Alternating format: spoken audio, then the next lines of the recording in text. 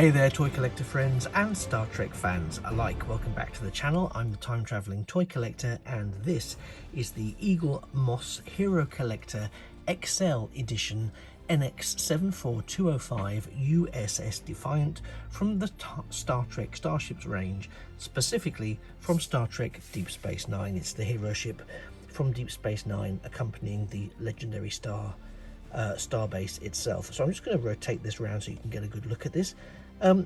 As you're aware, probably, Eagle Moss and Hero Collector have kind of reached a point of sort of administration. It's still a bit unclear as to some of what's happening with Eagle Moss, but this was brought into stark focus for me a little earlier when I was taking this ship out of the display cabinet and had a bit of a fumble with it. Don't worry, it didn't get damaged, but it rather brought home to me the enormity of no longer having the safety net of Eagle Moss there. Because actually, if any of these, as I'm sure many of you have already realised, did get damaged or in any way broken or lost or whatever, replacing them no longer a simple matter. There is the secondary market on certain sites, auction sites, as well as of course picking them up at conventions and so forth. However, those are also at the secondary market asking price, which in many instances can be quite, well, steep, should we say. So let's get down to business looking at this ship in a bit more close quarters.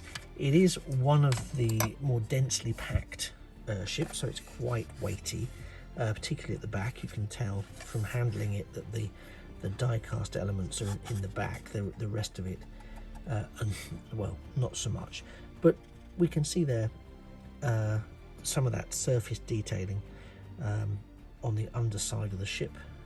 Really nicely done.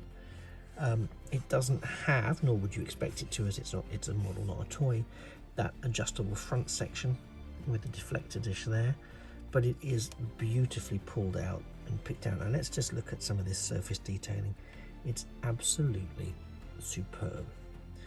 Now, whether or not it is 100% accurate to the detailing on screen, well, I wouldn't say it's 100%, but I would say it's as close as it can reasonably be for the price point, and the scale and the mass-produced quality of it. Now you can see there's, I'm even looking at some of those running lights, the red and green running lights there on the hull, the detailing, and the tamper-graphing that's already sort of in there.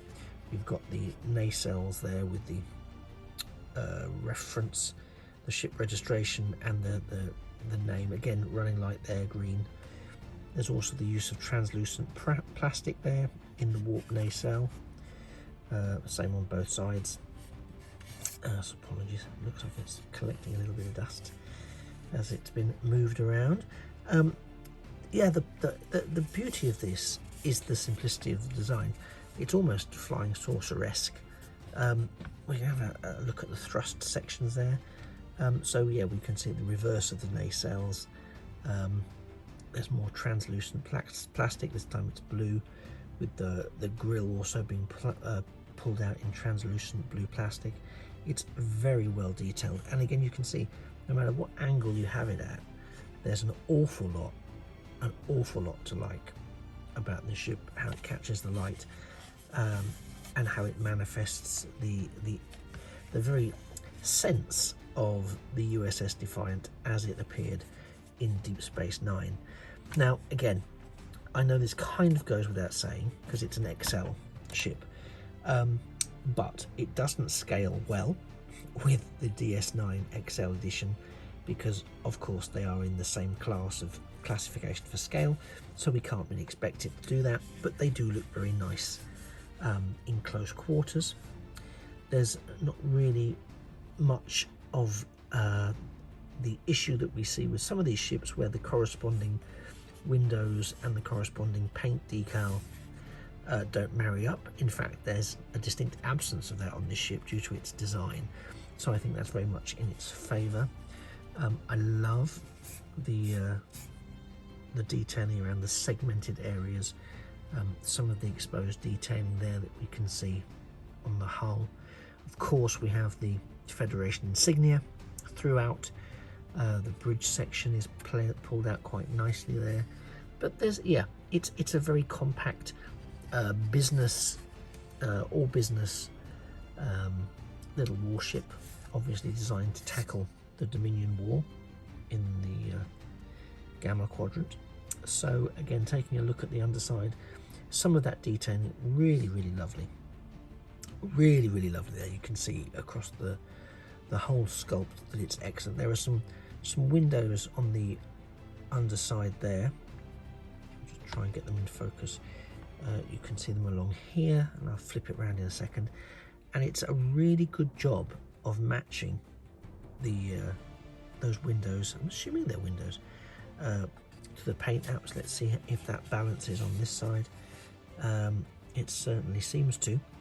So that's great news for those people who are accustomed to seeing the paint apps not always lining up with the core design elements. Again, I really am impressed with what they've done with this sculpt. It would have been quite easy to just keep it quite low-key, quite plain, even though it's an XL, so it's the sort of top of the range class for the Hero Collector and Eagle Moss product line.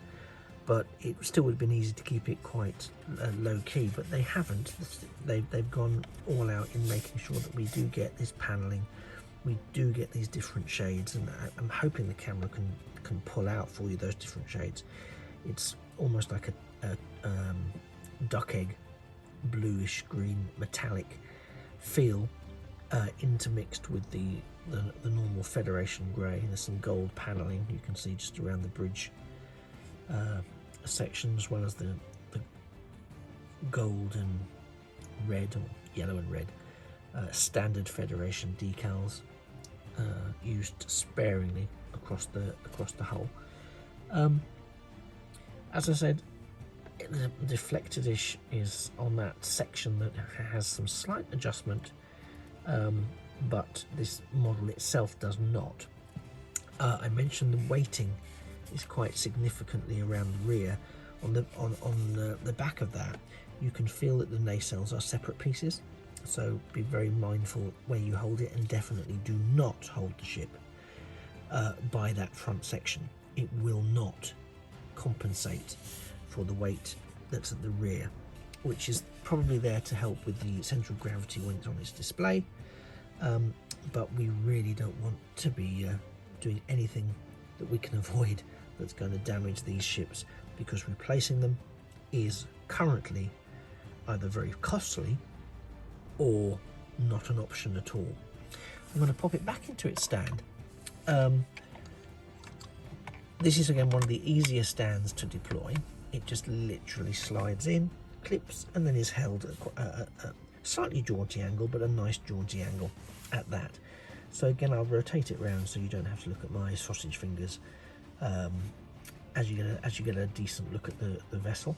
But I do believe that this is a particular triumph for the Star Trek Starships XL range, and I really do hope that their current troubles, whether they are purely financial, etc., are resolvable. I know there's a lot of work going on behind the scenes, or there certainly has been work going on behind the scenes, some of which has been reported via social media outlets, to try and get additional buyers in to support, again, some of those collect and build projects that Eagle Moss and Hero Collector generated.